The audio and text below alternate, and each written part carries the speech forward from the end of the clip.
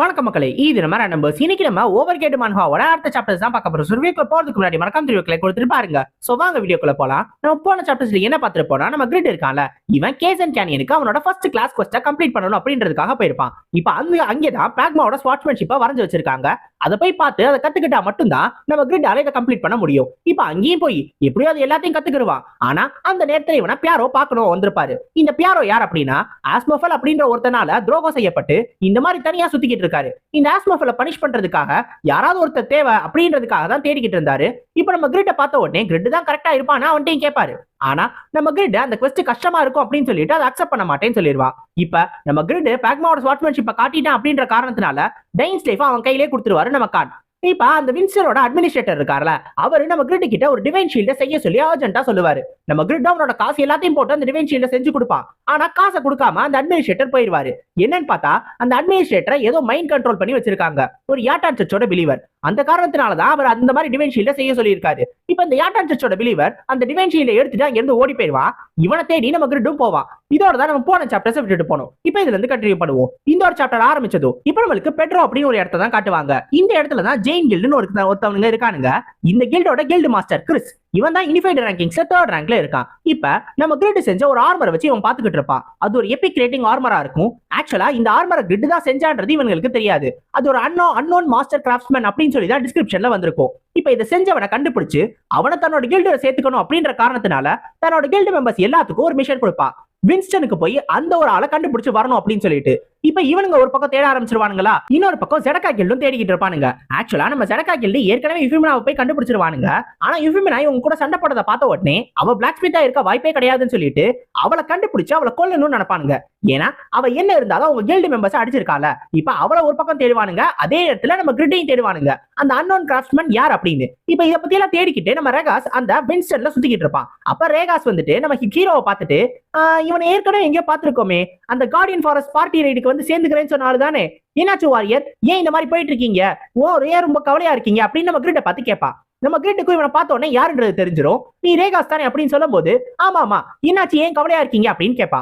அப்ப நம்ம கிரிட் என்ன யோசிப்பானா, இவன் அன்னைக்கு எனக்கே ஹெல்ப் பண்றேன்னு சொன்னான், அப்படி இருக்கிறப்ப இவன்கிட்ட கேட்டாதான் கரெக்டா இருக்கும், இந்த பிளான போட்ட வேண்டியதான், இவனை கண்டிப்பா ஹெல்ப்புக்கு கூப்பிட்டே ஆகணும்னு சொல்லிட்டு ஒரு ஓரமா போய் உட்காந்து, என்னோட ஐட்டம் ஒருத்தன் திருடிட்டு போயிட்டான், நான் சாகணும்னு விருப்பப்படுறேன் அப்படின்னு சொல்லி அழுக ஆரம்பிச்சிருவான். ஒரு முதல கண்ணீரை போடுவான். இதை பார்த்த உடனே அந்த ரேகாசு, என்னது இந்த மாதிரியான ஒரு ஈவலான காரியத்தை ஒருத்தர் செய்யறானா, உங்க ஐட்டம் திருடிட்டு போயிட்டானா, நான் சும்மா விட மாட்டேன், அவன் யாருன்னு மட்டும் சொல்லுங்க, அந்த ஐட்டமை கண்டுபிடிச்சு கண்டிப்பா நான் உங்கள்ட்ட கொடுக்குறேன், நீங்க சாகலாம் தேவையில்ல அப்படின்னு சொல்லும் போதே இந்த ஜிசுகா மண்டையிலே வந்து கொட்டும் அவனுக்கு.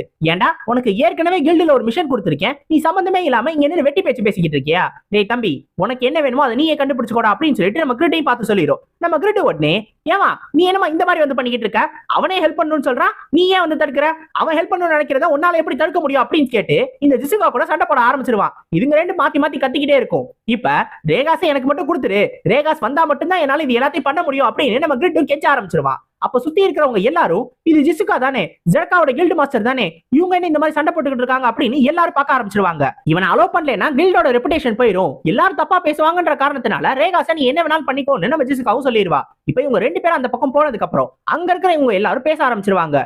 இவன் தானே அந்த ஃபோர்ஜிங் காம்படிஷன்ல கலந்துக்கிட்டவன், அந்த ரேகாஸ் கூட போறவன், இந்த கான் கூட சேர்ந்து இவங்க ரெண்டு பேரும் அந்த பொண்ணு கூட சண்டை போட்டாங்க தானே அப்படின்னு சொல்லி இவங்க எல்லாரும் பேசிக்கிட்டு இருப்பாங்க. இவங்க பேசுறதை கேட்ட உடனே நம்ம ஜிசுகாவுக்கு புரிஞ்சு போயிடும், இவன் தான் அந்த கானோட டிசிபிள் அப்படின்னு. அப்ப இவனை கூப்பிட்டு கேட்டா கண்டிப்பா இவனுக்கு எஃபிமினா பத்தி ஏதாவது தெரிஞ்சிருக்கலாம், இவனுக்கு கண்டிப்பா பிடிச்சி வச்சே ஆகணும்னு சொல்லிட்டு உடனே ரேகாஸ்க்கு கான்டாக்ட் பண்ணுவா. ஆனா ரேகாஸ் எல்லா மெசேஜையும் ஆஃப் பண்ணி வச்சிருப்பான், அதனால எந்த மெசேஜையும் பார்க்கவே மாட்டான். இப்ப இன்னொரு பக்கம் இன்னொரு இடத்துல யாட்டான் கிட்ட ஒருத்தன் ப்ரே பண்ணிக்கிட்டு இருப்பான். இவன் யார் அப்படின்னா, இவன் தான் யாட்டான் சர்ச்சோட 6th சர்வன்ட், இவனோட பேரு மேலகஸ். இப்ப இவன் தான் அந்த டிவைன் ஷீல்ட செய்ய சொல்லி அதை திருடிட்டு வர சொன்னதும். எதுக்காக அப்படின்னா, அந்த divine shield full and full லெஜெண்டரியான பவர்ல இருக்கும்ல, இப்ப அதுல நம்ம டார்க் மேஜிக்க போட்டோம்னா அது மொத்தமே யாட்டான் சர்ச்சோட ஒரு ஷீல்டா மாறிடுமா.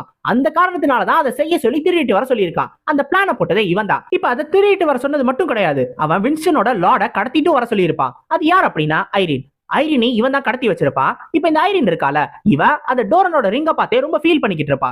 ஏன் அப்படின்னா, டோரன் தான் இதுக்கு முன்னாடி இந்த மாதிரி கடத்தப்பட்டப்ப வந்து காப்பாத்தனா. அப்ப டோரன் கடைசியா சாகிறதுக்கு முன்னாடி என்ன சொல்லியிருப்பானா, இந்த ரிங்கை யாரு கண்டுபிடிக்கிறாங்களோ, யார் அதை ரெகக்னைஸ் பண்றாங்களோ அவங்க கூட தான் நீங்க இருக்கணும், அவன் மூலமா தான் நான் உங்களை காப்பாத்த முடிஞ்சிச்சு, அவன் மேல நம்பிக்கை வைங்க, அவன் வந்து கண்டிப்பா உங்களை மறுபடியும் காப்பாத்துவான் அப்படின்னு சொல்லிட்டு போயிருப்பான்.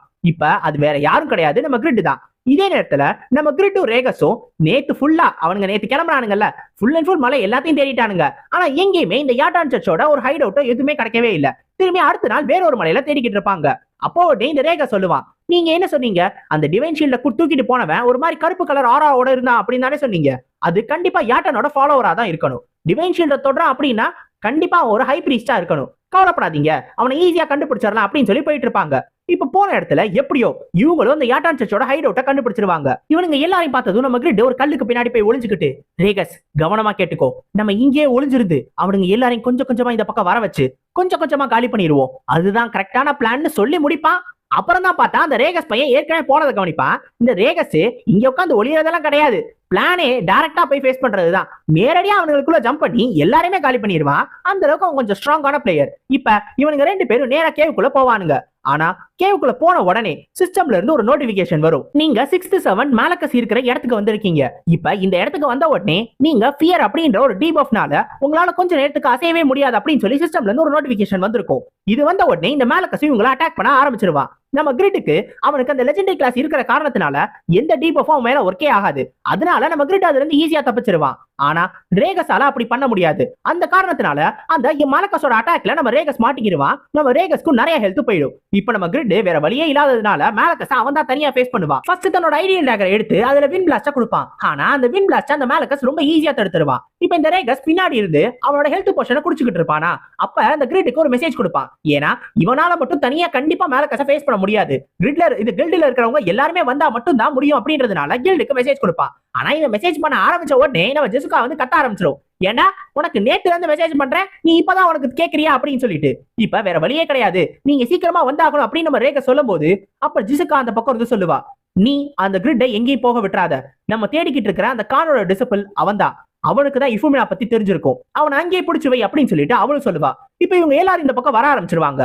அதே நேரத்துல நம்ம கிரிட் என்ன பண்ணுவானா, blacksmith rage, quick movements ரெண்டுத்தையும் ஆக்டிவேட் பண்ணி கையில டெயின்ஸ் லைஃப் எடுப்பான். பாக்மாவோட ஸ்வாட் டான்ஸ் லிங்க் ஆக்டிவேட் பண்ணுவான். இப்போ இந்த லிங்க் 500% அட்டாக் பவரை ஒரே ஒரு சிங்கிள் டார்கெட்க்கு கொடுக்கும். இதை வச்சு அந்த மேலக்கஸ் அவன் ஃபுல்லா டேமேஜ் பண்ணுவான். ஆனா அந்த மேலக்கஸ் பெருசா எதுவுமே அழிக்காது. அந்த மேலக்கஸ் எல்லா பிசிக்கல் டேமேஜையும் தன்னோட கிளாக்க வச்சு தடுத்துருவான். அது மொத்தமா அந்த அட்டாக்கை நியூட்ரலைஸ் பண்ணிடுவான். இதை நம்ம கிரிட்டே எதிர்பார்த்திருக்க மாட்டான். இப்ப அந்த மேலக்கஸ் திரும்பி அடிக்க ஆரம்பிச்ச உடனே நம்ம கிரிட் மறுபடியும் ரெஸ்ட்ரெயின்ட்டை யூஸ் பண்ணிட்டு அங்க இருந்து எஸ்கேப் ஆகி பின்னாடி வந்துருவான். இப்ப ரேகாஸை பார்த்து சொல்லுவான், நம்ம இங்கே இருந்தோம்னா பிரச்சனை, நம்ம இந்த இடத்துல இருந்து ஓடி போயிடலாம் அப்படின்னு.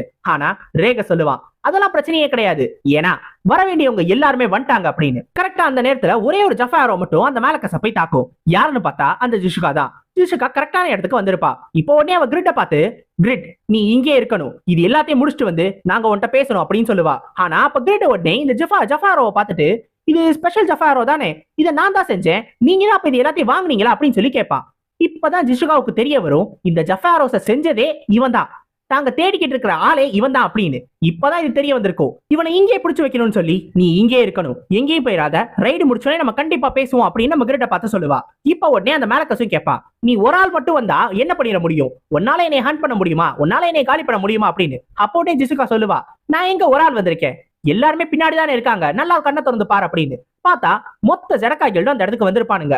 எல்லாருமே ஒன்னா சேர்ந்து அந்த மேலக்கஸை தோக்கடிக்கணும்னு வந்திருக்கானுங்க. இந்த மேலக்கஸ் இருக்கான்ல, இவன் யாட்டான் சர்ச்ல என்ன ரிச்சுவல் நடந்தாலும் அது இவன் தான் ஓவர்சீ பண்ணுவான். ஏன் அப்படின்னா இவன் ஏற்கனவே இந்த மாதிரியான பலி கொடுக்கறது, இந்த மாதிரியான வேலைகளை பார்த்து வந்தா. ஒரே நேரத்துல மொத்தம் 87 விர்ஜின்ஸை இவன் பலி கொடுத்திருக்கான். அது மட்டும் கிடையாது, ராவன் அப்படின்ற ஒருத்தரோட டெரிட்டரியில மொத்தம் 607 விர்ஜின்ஸை தனித்தனியா கண்டுபிடிச்சு பலி கொடுத்திருக்கான். இந்த ஒரு காரணத்தினாலேயே இவன் ரொம்ப ரொம்ப ஃபேமஸான ஆளு, அதாவது மோசமான விஷயங்களுக்கு ஃபேமஸான ஆளு. இப்ப இவனை தடுக்கணும் தான் இந்த ஜெடக்கா கில்டு வந்திருக்காங்க. அது அவ்வளவு ஈஸியா இருக்க போறது கிடையாது. இப்ப இந்த ஜெடக்கா கில்டோட கில்டு மாஸ்டர் ஜிஷுகா ஒரு ஆரோவை ப்ரிப்பேர் பண்ணும்போது இவனும் அட்டாக் பண்ணுவான். அந்த அட்டாக்ல இருந்து இவன் இந்த ஜிஷுகாவை காப்பாத்துறது டோபன். என்னதான் இந்த டோபன் மேலக்கஸோட அந்த ஒரு அட்டாக்கை தடுத்துட்டான் அப்படின்னாலும் அவனோட ஷீல்டோட டியூரபிலிட்டி உடனே குறைஞ்சு போயிடும். ஏன்னா மேலக்கஸோட நார்மல் அட்டாக்கே அந்த அளவுக்கு கஷ்டமா இருக்கும். சோ இவனை தோக்கடிக்கிறது கண்டிப்பா கஷ்டமா தான் இருக்கும் அப்படின்னு சொல்லி அந்த டோபன் யோசிச்சுக்கிட்டு இருப்பான். அப்ப ஜிஷுகாவோட ஆரோ எதுவுமே அவனை ஒண்ணுமே பண்ணாது. ரேகஸ் தான் கடைசி நேரத்துல அவன் எதிர்பார்க்காத நேரத்துல போய் அவன் மூஞ்சில அடிச்சு எப்படியும் அவனை கீழே தள்ளிடுவான். இப்ப இதை பார்த்ததும் எல்லாருமே கொஞ்சம் நம்பிக்கையாயிருவாங்க, இவனை ஈஸியா தோக்கடிச்சிடலாம், 8 சர்வன்ஸ்லயே இவன் தான் வீக்கான ஆளா இருப்பான், இவனை ஈஸியா தோக்கடிச்சிடலான்னு எல்லாரும் இவனை தாக்குறதுக்காக போவாங்க. ஆனா டக்குனு தன்னோட மேஜிக் பவரை ரைஸ் பண்ணி ரேகஸா அட்டாக் பண்ணுவான். ரேகஸ் அதை எதிர்பார்த்திருக்கவே மாட்டான். இவன் தன்னோட மேஜிக் பவர் ரிலீஸ் பண்ண ஆரம்பிச்ச உடனே அங்க இருக்கவங்க எல்லாருக்கும் நிறைய டீபஃப் வர ஆரம்பிச்சிடும். ஃபியர், இம்மோபிலைஸ் அப்படின்னு எல்லா டிபஃப்ஸும் வந்துரும். இவங்க யாராலையும் அசையவே முடியாது. அதுலயும் இவன் மேஜிக் பவர்ல மாற்றவங்க எல்லாரும் வரிசையா டேமேஜ சந்திச்சுக்கிட்டே இருப்பாங்க. எல்லாருக்கும் 10,000 8,000 டேமேஜ் போயிட்டே இருக்கும். இவங்க யாராலையும் எதுவுமே பண்ண முடியாது. வெறும் ஒரே ஒரு தடவை அவன் ஒரு தடவை மேஜிக் பவரை ரைஸ் பண்ணதுக்கே இங்க இருக்கிறவங்க எல்லாரோட ஹெல்த்தையுமே 30% குறைச்சிட்டான். இப்படியே போச்சுன்னா இவனை ஒண்ணுமே பண்ண முடியாதுன்னு தான் ஜிஷுகா யோசிப்பான். ஏன்னா இவன் கிட்ட பிளாக் மேஜிக் மட்டும் இல்லாம டிபஃப், டிஃபென்ஸ் ஸ்கில்னு எல்லாமே வச்சிருக்கான். அதுவும் இல்லாம அவனோட எக்யூப்மெண்ட் இருக்குல்ல, அந்த கிளாக், அதால எந்த பிசிக்கல் டேமேஜ் வேணாலும் நியூட்ரலைஸ் பண்ண முடியுது. இவனை எப்படி தோக்கடிக்கிறதுன்னு ஜிஷுகாவுக்கு ஐடியா இல்ல. அப்ப அந்த டோபன் மறுபடியும் ஜிஷுவை ப்ரொடெக்ட் பண்றதுக்காக வருவான். ஆனா அப்ப அந்த ஜிஷு சொல்லுவா, நீங்க என்னைய காப்பாத்துறது முக்கியம் கிடையாது, நீங்க எல்லாரும் சேர்ந்து கிரிட்டை தான் காப்பாத்தணும். ஏன்னா அவன் தான் ஒரு முக்கியமான அசட்டா இருக்க போறான் அப்படின்னு. பார்த்தா நம்மால எதுவுமே இல்லாம சைட்ல வந்து நிப்பாப்ல. என்னடா பண்ணிக்கிட்டு இருக்கீங்க, நீங்க எல்லாம் என்ன விளையாண்டுகிட்டு இருக்கீங்க அப்படின்ற மாதிரி ஒரு ரியாக்ஷன் கொடுத்துட்டே வருவான். நம்ம கிரிட்டுக்கு பெருசா எதுவுமே ஆயிருக்காது. ஏன்னா எந்த டிபஃபும் லெஜெண்டரி கிளாஸ் மேல ஒர்க் ஆகாது. அதனால நம்ம கிரிட் நார்மலாவே இருப்பான். இப்ப கிரிட்டை பார்த்த உடனே திரும்பி இவன் தான் என்னோட மேஜிக்கை ரெசிஸ்ட் பண்ணிக்கிட்டே இருக்கான், இவன் யாரு அப்படின்னு சொல்லிட்டு இந்த மேலக்கஸ் யோசிப்பான். இப்ப ஜெரகா கில்டு மறுபடியும் திரும்பி சண்டைக்கு போவாங்க. ஃபர்ஸ்ட் இந்த மேலக்கஸை போய் அட்டாக் பண்றது வேண்டர் அப்படின்னு ஒருத்தன் தான். இந்த வேண்டரும் போயிட்டு அந்த மேலக்கஸை மாத்தி அட்டாக் பண்ணிக்கிட்டே இருப்பான். ஆனா இந்த மேலக்கஸ் தன்னோட கிளாக்கை வச்சு ஒரு வித்தியாசமான ஷீல்ட ப்ரிப்பேர் பண்ணிக்கிட்டே இருப்பான். அந்த ஷீல்ட தாண்டி இந்த மேலக்கஸ்க்கு டேமேஜ் கொடுக்கவே முடியாது. அப்ப எதிர்பாராத விதமா அவனை வந்து அட்டாக் பண்றது பான். இவனும் இன்னொரு ஒரு ஆளு ஜெரகா கில்ட சேர்ந்தவன். இப்ப இவனோட ஸ்பீர் வச்சு இவன் ரொம்ப ஈஸியாவே மேலக்கஸை தாக்க ஆரம்பிச்சிருவான். இவனுங்க ரெண்டு பேரும் கண்டினியூஸா மேலக்கஸை அட்டாக் பண்ணிக்கிட்டே இருப்பானுங்க. ஆனா அவனோட ஷீல்ட வச்சு ப்ரொடெக்ட் பண்ணிக்கிட்டே இருப்பான். இப்ப வேண்டரால பெருசா டேமேஜ் கொடுக்க முடியாது. ஆனா பான் இருக்கால, அவன் அவனோட மேக்ஸ் ஸ்பியரை வச்சு இந்த மேலக்கஸோட டிஃபென்ஸை காலி பண்ணிட்டு இருப்பான். ஆக்சுவலா இந்த வேண்டர், இந்த பான் ரெண்டு பேருமே நைட் கிளாஸை சேர்ந்தவனுங்க தான். அதுல இந்த வேண்டர் இருக்கால, அவன் டிஃபென்ஸ் கேட்டகரியை சேர்ந்தவன். அதே நேரத்துல இந்த பான் ஆஃபென்ஸ் கேட்டகரியை சேர்ந்தவனுங்க. இப்ப இவனுங்க ரெண்டு பேரும் டேமேஜ் கொடுத்தாலும், இந்த பானும் ஓரளவு அவனோட டிஃபென்ஸை காலி பண்ணாலும், அவனால மேலக்கஸோட ஹெல்த் அந்த அளவுக்கு குறைக்க முடியாது. ஏன் அப்படின்னா, என்னதான் அவனோட லெவல் அதிகமா இருந்து அவனோட ஸ்கில்ஸ் எல்லாமே நல்லா இருந்தாலும் அவனோட எக்யூப்மெண்ட் ரொம்ப கம்மியா தான் இருக்கும். அந்த எக்யூப்மெண்ட்டை வச்சு அவனால ரொம்ப தூரம்லாம் சண்டை போட முடியாது. அதோட லிமிட் அது அடைஞ்சிருச்சு. இந்த ஒரு காரணத்தினால மட்டும்தான் இந்த ஜெரகா கில்டுக்கு ஒரு பிளாக் ஸ்மித் கண்டிப்பா தேவைப்படுறான். இப்ப நம்ம கிரிட் மட்டும் இவங்க கூட போயிட்டா இந்த ஜெரகா கில்டால இம்ப்ரூவ் ஆக முடியும்னு எல்லாருமே நம்புறானுங்க. இதனாலதான் இத்தனை நாளா நம்ம கிட்ட தேடிக்கிட்டு இருந்தானுங்க. ஆனா அந்த நேரத்துல இவங்க எல்லாருக்குமே ஒரு பெரிய அதிர்ச்சி. என்ன அப்படின்னா, இந்த மேலக்கஸ் ரேகஸ புடிச்சிருவான். இந்த ரேகஸ் ஹெல்த் போஷன் கூட எடுக்காம பக்கத்துல போய் இவனோட வீக் பாயிண்ட் எதையாவது கண்டுபிடிக்கிறேன்னு போயிருப்பான். ஆனா அந்த நேரத்துல இந்த மேலக்கஸ் அவனை புடிச்சிருவான். இவனை டார்ச்சரும் பண்ண ஆரம்பிச்சிருவான். இப்ப இவங்க யாராலையும் எதுவுமே பண்ண முடியாது. இவனோட மேஜிக் பவரும் அதிகமா இருக்கும், இவனோட டிஃபென்ஸும் அதிகமா இருக்கும். இந்த டிஃபென்ஸை தாண்டி என்ன பண்றதே தெரியாம யோசிச்சுக்கிட்டு இருப்பாங்க. இந்த ஜிஷு கடைசியில என்ன முடிவு எடுக்கிறதுன்னு தெரியாம யோசிச்சுக்கிட்டு இருப்பா. இப்ப ஒன்னு அவளோட கில்டு மெம்பர்ஸை காப்பாத்தணும், இல்ல இந்த இவன் கிரிட்னு ஒருத்தனை காப்பாத்தணும். இப்ப என்ன பண்றதுன்னு தெரியாம யோசிச்சுக்கிட்டு இருக்கும் போது கரெக்டா நம்ம கிரிட் வந்து சொல்லுவான், டேய் நீங்களா என்னடா பண்ணிக்கிட்டு இருக்கீங்க, நீங்களா ரேங்கர்ஸ் நீ எதுக்குடா வச்சிருக்கீங்க, நான் தான் கடைசியில சண்டைக்கு வரணும் போல அப்படின்னு சொல்லிட்டு தன்னோட ஐடியல் டேக்கரை வச்சு பாக்மாவோட ஸ்வாட் டான்ஸா ஆக்டிவேட் பண்ணுவான். பாக்மாவோட ஸ்வாட் டான்ஸ் ரிஸ்ட்ரைண்ட் இதை ஆக்டிவேட் பண்ண உடனே அவனால ஒண்ணுமே பண்ண முடியாது. ரேகஸை விடுறியா இல்லையா அப்படின்னு சொல்லி அந்த மேலக்கஸை பார்த்து கேட்பான். இப்ப நம்ம ஹீரோ அந்த ஸ்வாட் டான்ஸை ஆக்டிவேட் பண்ண உடனே எல்லாருமே அவனே தான் பார்ப்பாங்க. ஏன்னா அதை பாக்குறதுக்கு அந்த அளவுக்கு பியூட்டிஃபுல்லா இருந்துச்சு அப்படின்னு சொல்லி அவனே தான் வச்சக்கண்ணு வாங்காம பாத்துக்கிட்டு இருப்பாங்க. இப்ப நம்ம ஹீரோ ரெஸ்ட்ரைண்ட் ஆக்டிவேட் பண்ணி எப்படியோ மேலக்கஸையும் தடுத்துருவானா. அந்த நேரத்துல ரேகாஸையும் காப்பாத்திடுவான். ஆனா மேலக்கஸ்க்கு நம்ம கிரிட் மேல ரொம்ப கோவம் வரும். ஏன்னா சாதாரண ஒரு ஆளு தன்ன மாதிரி ஒரு ஆளை இந்த மாதிரிலாம் பண்றானா, அதுவும் ஓவர் பவர் பண்றானா, இதை என்னால ஏத்துக்கவே முடியலன்னு சொல்லி மேலக்கஸ் ரொம்ப கோவப்படுவா. இப்ப நம்ம ரேகாஸை நம்ம கிரிட் காப்பாத்திடுவான். உடனே ரேகாஸ் நம்ம கிரிட்டுக்கு ரொம்ப நன்றி சொல்லுவான். ஏன்னா அன்னைக்கு நான் உங்களை ஏத்துக்காம போனோம், ஆனா நீங்க இந்த அளவுக்கு சூப்பரான ஆளா இருப்பீங்க அப்படின்றது எங்களுக்கு தெரியாது, உண்மையிலே ரொம்ப நன்றி அப்படின்னு சொல்லுவா. இதை பார்த்தது நம்ம கிரிட்டுக்கு ரொம்ப ஆச்சரியமா இருக்கும். ஏன்னா தான் வெறும் ஒரு ஸ்வாட் டான்ஸ் மட்டும் தான் பண்ணேன், ஒரு ஸ்கில்ல மட்டும் தான் ஆக்டிவேட் பண்ணேன், அதுக்கே இவன் இந்த அளவுக்கு தனக்கு ரொம்ப நன்றி தெரிவிக்கிறானா அப்படின்னா இவன் ஒரு அடிமை. இவன் இனிமேல் நமக்கு அடிமையா சிக்கிட்டான், இவனை வச்சு என்ன வேணாலும் பண்ணிக்கலாம், நம்ம என்ன சொன்னாலும் செய்வான், எவ்வளவு வேணாலும் கறந்துக்கலாம் அப்படின்னு சொல்லிட்டு இவனா ஒரு அடிமையாவே முடிவு பண்ணிடுவான் நம்ம கிரிட். ஆனா மேலக்கஸ் அந்த இடத்துல இருந்து திரும்பி அந்த ரெஸ்டாரண்ட்ல இருந்து வெளில வந்துருவான். உடனே நம்ம கிரிட் தான் அட்டாக் பண்ணலான்னு போவான். கரெக்டா அந்த நேரத்துல ஒரு பெரிய மேஜிக் வந்து அந்த மேலக்கஸை அடிக்கும். யாருன்னு பார்த்தா லாயலா. இந்த பொண்ணை பார்த்ததுமே நம்ம கிரிட் சிம்பாயிருவான். ஏன்னா இந்த பொண்ணு ஒரிஜினல் உலகத்துல ஒரு பெரிய சிங்கரா. அதனால இந்த பொண்ணோட கான்செப்ட் எல்லாத்தையுமே நம்ம கிரிட் பாப்பானா, நான் உங்களோட எவ்வளவு பெரிய ஃபேன் தெரியுமா, எனக்கு உங்களை ரொம்ப பிடிக்கும், உங்க பாட்டுலாம் ரொம்ப பிடிக்கும்னு அங்க உட்காந்து புகழாரம் கொடுத்துக்கிட்டு இருப்பான். அப்ப நம்ம மேலக்கஸ் மறுபடியும் வருவானா. அப்ப அவனை தடுக்கிறது ஜிஷுகா தான். தன்னோட ஆரோஸை வச்சு மேலக்கஸை அட்டாக் பண்ணுவா. இந்த தடவை அந்த ஆரோ ஷீல்ட தாண்டி மேலக்கஸ் மேல பற்றும். இதை பார்த்து கோவமாகற மேலக்கஸ் நம்ம கிரிட்ட கொல்றதுக்காக வருவான். அப்ப வந்து அவனை காப்பாத்துறது ஃபேக்கர். ஏற்கனவே பார்த்திருப்போம்ல, எஃபிமெனா கூட ஆரம்பத்துல போய் சண்டை போட்டான்ல, அவன் தான் இவன். இப்ப இந்த ஃபேக்கர் தான் வந்து கிரிட்டை ரேகஸையும் காப்பாத்துவான். இந்த ஃபேக்கர் டக்குனு தன்னோட அசசினேஷன் ஸ்கில்ல வச்சு இந்த மேலக்கஸை எல்லா சைடுல இருந்து அட்டாக் பண்ணுவான். ஆனா டக்குனு அவனோட ஷீல்டு வந்து எல்லாத்தையும் ப்ரொடெக்ட் பண்ண ஆரம்பிச்சிடும். இந்த ஷீல்டை தாண்டி நம்ம எப்படிதான் போறது? இந்த ஷீல்டுக்கு அதிகமான அளவு டிஃபென்ஸ் இருக்கு, இதை நம்மளால ஒண்ணுமே பண்ண முடியாது அப்படின்னு இந்த வேண்டர் கேட்கும்போது அப்பதான் இந்த போன் ஒரு விஷயத்த சொல்லுவான். இவ்வளவு நேரம் இவங்க அட்டாக் பண்ணாங்கல்ல, அது எல்லாத்தையுமே அந்த மேலக்கஸோட ஷீல்டு வந்து தடுத்துருச்சு. ஆனா ஜிஷுகாவோட ஆரோ அவன் மேல பட்டுருச்சு. அப்ப ஏதோ ஒரு பிளைண்ட் ஸ்பாட் இருக்கு. அந்த வீக்னஸை கண்டுபிடிச்சு அவனை தாக்குனா மட்டும் தான் நம்மளால முடியும், இல்லனா அவனை தோக்கடிக்கிறது ரொம்ப கஷ்டம் அப்படின்னு சொல்லி யோசிச்சுக்கிட்டு இருப்பானுங்க. இப்ப அந்த நேரத்துல அந்த ஃபேக்கர் வந்து சொல்லுவான் அவன் அடுத்து ஒரு பெரிய ஸ்கில்ல ப்ரிப்பேர் பண்றான் அப்படின்னு. இந்த மேலக்கஸ் ஒரு பெரிய சாண்ட்லாம் சொல்ல ஆரம்பிச்சு அந்த இடத்துல மொத்தத்திலையும் டார்க்னஸை கொண்டு வருவான். இந்த டார்க்னஸை கொண்டு வந்து ஒரு பீயிங்க ஹெல்லில இருந்து சம்மன் பண்ணுவான். இதோட பேரு செரிபரஸ். ஏற்கனவே நம்ம நிறைய தடவை பார்த்திருப்போம்ல இந்த 3 தலை டாக். ஒன் பீஸ்ல கூட நம்ம ஹீரோ வந்து இதான் போட்டு அடிப்பான். இப்ப இந்த செரிபரஸ் தான் ப்ரிப்பேர் பண்ணுவான். இந்த செரிபரஸ் கரெக்டா இவங்க எல்லாரையும் அட்டாக் பண்றதுக்காக போகும். வெறும் நாய் தானே, இது என்ன நம்மள பண்ணிர போகுது அப்படின்னு அவங்க கொஞ்சம் ஓவர் கான்பிடென்டா இருப்பானுங்க 1-2 பேரு. ஆனா இந்த செரிபரஸ்க்கு இருக்கிற 3 தலை இருக்குல்ல, 3 தலையில இருந்தும் 3 விதமான மேஜிக் அது கேஸ்ட் பண்ணும். அதுவும் இப்படின்றதுக்குள்ள ரொம்ப ரொம்ப வேகமா அது கேஸ்ட் பண்ணி முடிக்கும். இதை தடுத்தா மட்டும்தான் மேலக்கஸை தோக்கடிக்க முடியும் தெரிஞ்ச உடனே இவங்க எல்லாரும் இது கூட சண்டை பண்ணணும் ரெடி ஆயிடுவாங்க. அதே நேரத்துல இன்னொரு டீம் நம்ம கிரிட்டை ப்ரொடெக்ட் பண்றதுக்காக போயிருவானுங்க. நம்ம கிரிட் என்ன ஏன்டா ப்ரொடெக்ட் பண்றீங்க அப்படின்ற மாதிரி தான் யோசிச்சுக்கிட்டே இருப்பான். அப்ப இந்த செரிபரஸ் அட்டாக் பண்றதுக்காக வருது அந்த வேண்டர் தான். தன்னால மேலக்கஸை தான் டேமேஜ் கொடுக்க முடியல, ஆனா இந்த நாயை என்னால ஈஸியா தாக்கிட முடியும்னு சொல்லிட்டு தன்னோட அட்டாக்கை வச்சு இந்த நாயோட ஒரு தலையை வெட்டுவான். ஆனா அந்த நாய்க்கு ஒண்ணுமே ஆயிருக்காது. அது உடனே டக்குனு பின்னாடி இருந்து இவனை தாக்கும். எல்லா பக்கம் இருந்து இவனை அட்டாக் பண்ண ஆரம்பிச்சிடும். அப்ப கரெக்டா இவனை வந்து காப்பாத்துறது அந்த போன் தான். அந்த போன் தன்னோட மேக்ஸ் பியரை வச்சு திரும்பி இந்த செரிபரஸை தடுத்து எப்படியோ இதை காப்பாத்திடுவான். அப்ப மறுபடியும் இந்த செரிபரஸ் தன்னோட மேஜிக்கை வச்சு ஃபயர் பண்ணும்போது அது எல்லாத்தையும் தடுக்கிறதுக்காக டோபன் முன்னாடி வந்து நிற்பான். கொஞ்ச நேரத்துக்கு இந்த செரிபரஸை புடிச்சு மட்டும் வச்சா போதும். இதே இடத்துல புடிச்சு வச்சா நம்ம ஜிஷுகா தன்னோட அல்டிமேட்டான அட்டாக்கை சார்ஜ் பண்ணி முடிச்சிருவா அப்படின்னு சொல்லி புடிச்சு வச்சிருப்பான். இது எல்லாத்தையும் பார்த்ததும் மேலக்கஸ்கே கொஞ்சம் ஆச்சரியமா இருக்கும். இந்த செரிபரஸே இவங்க கொல்ல போறாங்களா, பரவாயில்லையே. ஆனா ஒன்னே ஒண்ணுதானே கொல்ல போறாங்க, ஏன்னா அடுத்தடுத்து வந்துகிட்டே இருக்கு அப்படின்னு சொல்லிட்டு அவன் அத்தனை செரிபரஸை சம்மன் பண்ணி வச்சிருப்பான்.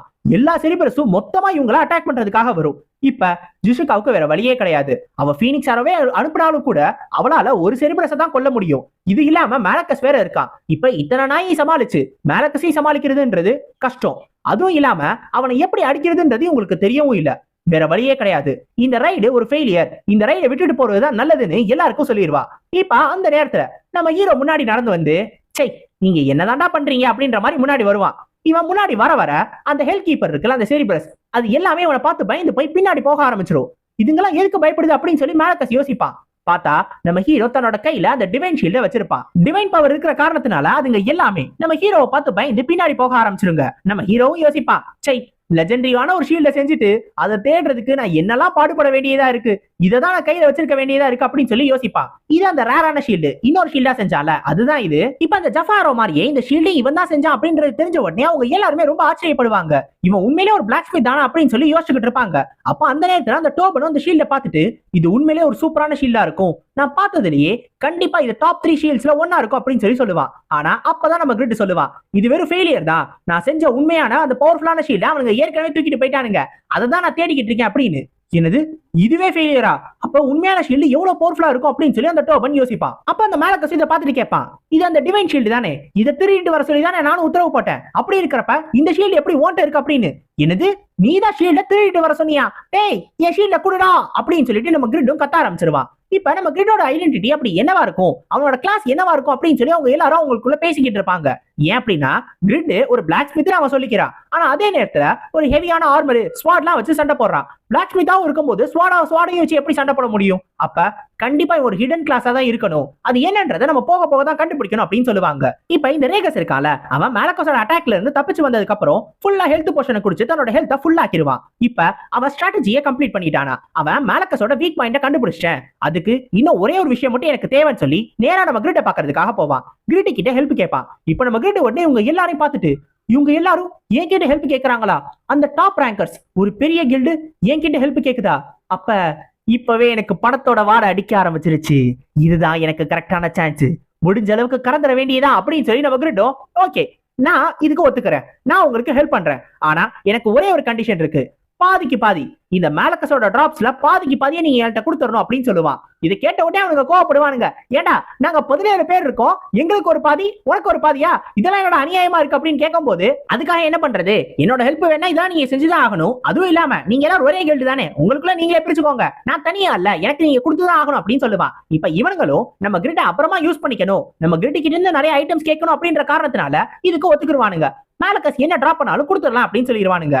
இப்ப நம்ம கிரிட் இந்த பார்ட்டியில சேர்ந்த உடனே இவங்க எல்லாரோட லெவலையும் பார்ப்பான். பார்த்தா எல்லாரோட லெவலுமே ரொம்ப ரொம்ப அதிகமா இருக்கும். அதுலயும் அந்த ஜிஷுகா, போன், அப்புறம் அந்த ரேகஸ், இவங்க 3 பேரும் கண்டிப்பா யூனிஃபைடு ரேங்கிங்ஸ்ல 20க்குள்ள இருப்பாங்க, ரொம்ப ஸ்ட்ராங்கான ஆளுங்களா இருப்பாங்க அப்படின்னு சொல்லி யோசிச்சுக்கிட்டு இருப்பான். இப்போ அந்த ஜெனகா கில்ட்ல இருக்கிறவங்களும் நம்ம கிரிடோட ரேங்கிங்க பார்த்துட்டு வெறும் 95 தானா, ஹிடன் கிளாஸை வச்சு இவ்வளவு வேஸ்டா விளையாடுறான், கேமே விளையாட தெரியாது போலயே, இவனுக்குலாம் யாரு ஹிடன் கிளாஸை கொடுத்ததுன்னு நம்ம கிரிட் முன்னாடியே அவமானப்படுத்துற மாதிரி பேசுவானுங்க. இதெல்லாத்தையும் கேட்டு நம்ம கிரிட்டால ஒன்னும் சொல்ல முடியாது. அப்ப அந்த நேரத்துல நம்ம ரேகஸ் வந்து, கவலைப்படாத, அவங்க சொல்றதெல்லாம் நினைச்சு நீ கவலைப்பட தேவையில்ல, நீ எங்களுக்கு ஹெல்ப் மட்டும் பண்ணா போதும், அந்த ஷீல்டை கெட்டியா பிடிச்சுக்கோன்னு சொல்லுவான்.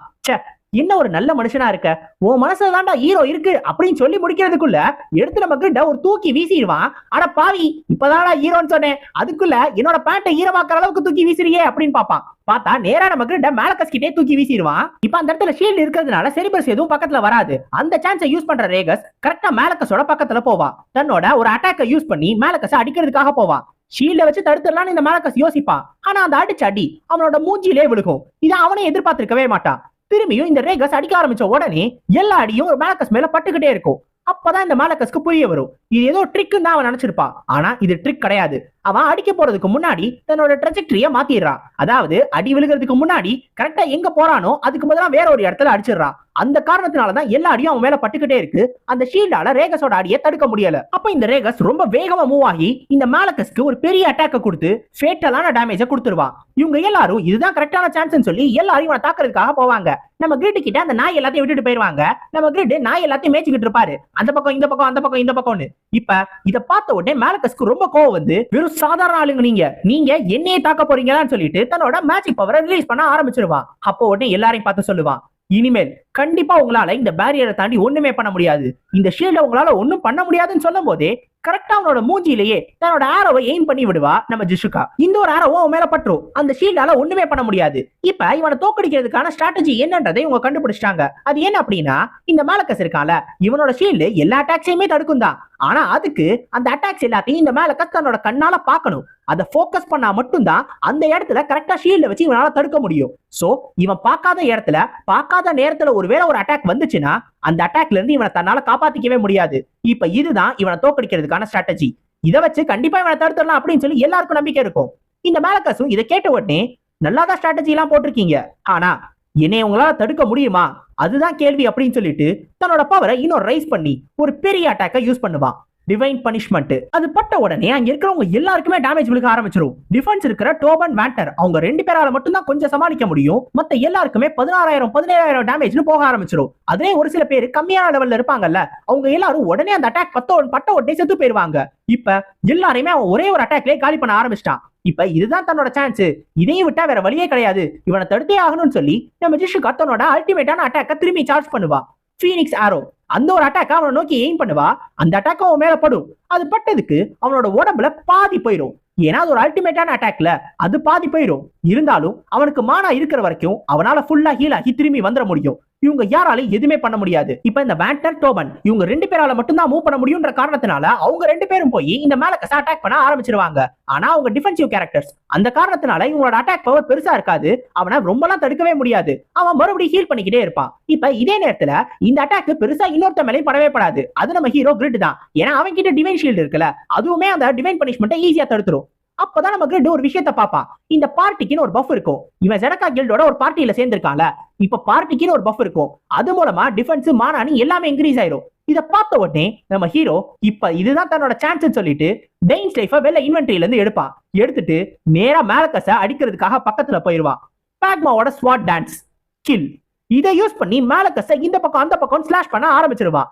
இந்த ஒரு ஸ்லாஷ்க்கு மேலக்கஸ் மொத்தமா காலி ஆயிருவான். ஏன்னா பாக்மாவோட ஸ்வாட் டான்ஸ் கில் 1500% டேமேஜ கொடுக்கும். அந்த காரணத்தினால ஏற்கனவே ரொம்ப வீக்கா இருந்த மேலக்கஸ் அந்த ஒரு அட்டாக்கோட செத்து போயிருவான். இந்த மேலக்கஸோட ரைட் ஒரு வழியா சக்சஸ்ஃபுல்லா கம்ப்ளீட் ஆயிடுச்சு. இப்ப நம்ம கிரிட் இதை தோக்கடிச்ச உடனே இந்த யாட்டான் சர்ச்சோட 6th servant நீங்க தோக்கடிச்சிட்டீங்க. உங்களுக்கு ரெப்புடேஷன் அதிகமாயிடுச்சு. இனிமேல் யாட்டான் சர்ச் உங்க கூட ஹாஸ்டலா இருப்பாங்க.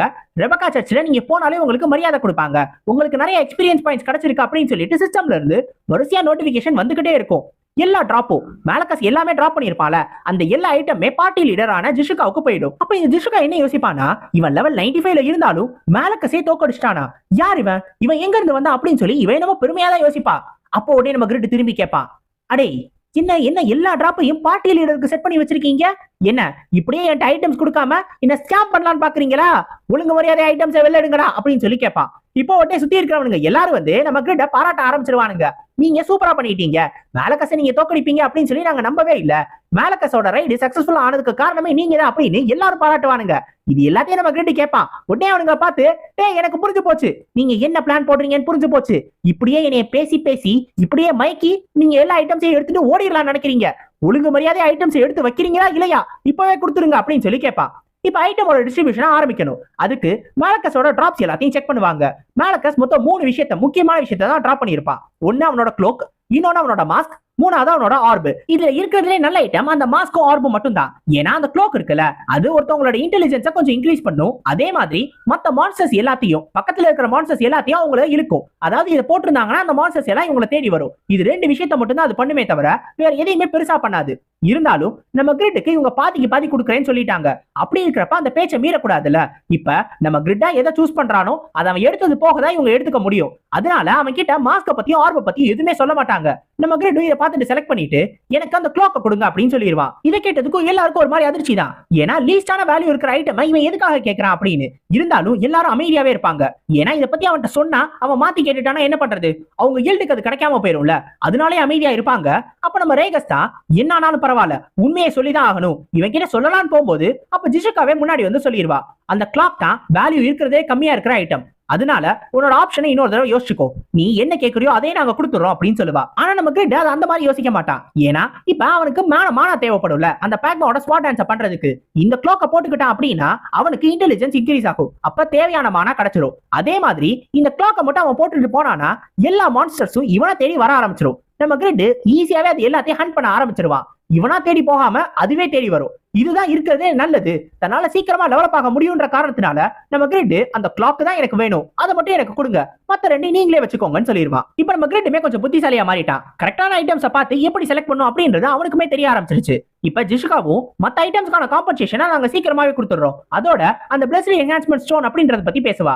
இப்ப இது இல்லாம ஸ்டோன்ஸ் எல்லாத்தையுமே அதை டிராப் பண்ணிருப்பான் அந்த மேலக்கஸ். அந்த ஸ்டோன்ஸ்க்கான மொத்த காசு 33,600 கோல்டு. அதே என்ன பண்றது அப்படின்னு சொல்லி நம்ம கிரிட் கேட்கும் போது அது மொத்தத்தையும் நீயே வச்சுக்கோ, ஏன்னா நீ மட்டும் இல்லைன்னா கண்டிப்பா இந்த ரைடு ஃபெயில் தான் இருக்கும், அதனால நீயே வச்சுக்கோன்னு சொல்லிட்டு நம்ம கிரிட் கிட்டே எல்லாத்தையும் கொடுத்துருவா. நம்ம கிரிட்டுக்கும் ரொம்ப சந்தோஷமா இருக்கும் தனக்கு எல்லாத்தையும் கொடுக்குறாங்க அப்படின்னு. இப்ப இவங்க எல்லாரும் கிளம்புறதுக்கான நேரம் வந்துருச்சு. நம்ம ரேகஸ் வந்துட்டு நம்ம கிரிட்ட பார்த்து, கண்டிப்பா நம்ம நாளைக்கு வந்து அந்த டிவைன் ஷீல்ட தேடுவோம், நான் கடைசி வரைக்கும் உங்களுக்கு அதை தேடி கண்டுபிடிச்சிட்டு தான் கொடுத்துட்டு போவேன் அப்படின்னு சொல்லிட்டு அங்க இருந்து போயிடுவான். எல்லாரும் நம்ம கிரிட்டுக்கு டாடா சக்க பாய் பாய் சொல்லிட்டு போயிடுவாங்க. ஆனா நம்ம கிரிட்டுக்கு மட்டும் அங்க இருந்து உடனே போகணும்னு தோணாது. ஏன்னா இந்த கேவுக்குள்ள அப்படி அந்த மேலக்கஸ் என்னதான் பண்ணிக்கிட்டு இருந்தா, உள்ள எதையாவது புதையல் மறைச்சு வச்சிருந்தானா அது என்னன்றதை பாத்துருவோம்னு சொல்லிட்டு நேரா கேவுக்குள்ள போவா. இப்ப இந்த கேவுக்குள்ள இருக்கால ஐரினுக்கு டக்குன்னு நம்ம டோரன் வந்து கனவுல தெரிய ஆரம்பிச்சிருவா. நம்ம டோரன் வந்து சொல்லுவா, லேடி ஐரின், நீங்க இங்க இருந்து தப்பிக்கிறதுக்கான நேரம் வந்துருச்சு. நான் உங்கள்ட்ட ஏற்கனவே சொன்னேன்ல உங்களுக்கு ஹெல்ப் பண்றதுக்கு ஒருத்தன் வருவான் அப்படின்னு. அவன் வந்துட்டான். நீங்க இப்ப இவன் கூட சேர்ந்து தப்பிச்சு போயிடலாம், நீங்க கண்ணை முடிச்சு பாருங்க அப்படின்னு அவர் சொல்லுவாரு. இப்ப நம்ம ஐரினும் கண்ணை முடிச்சு பார்த்த உடனே முன்னாடி நம்ம கிரிட் வந்து நிப்பா.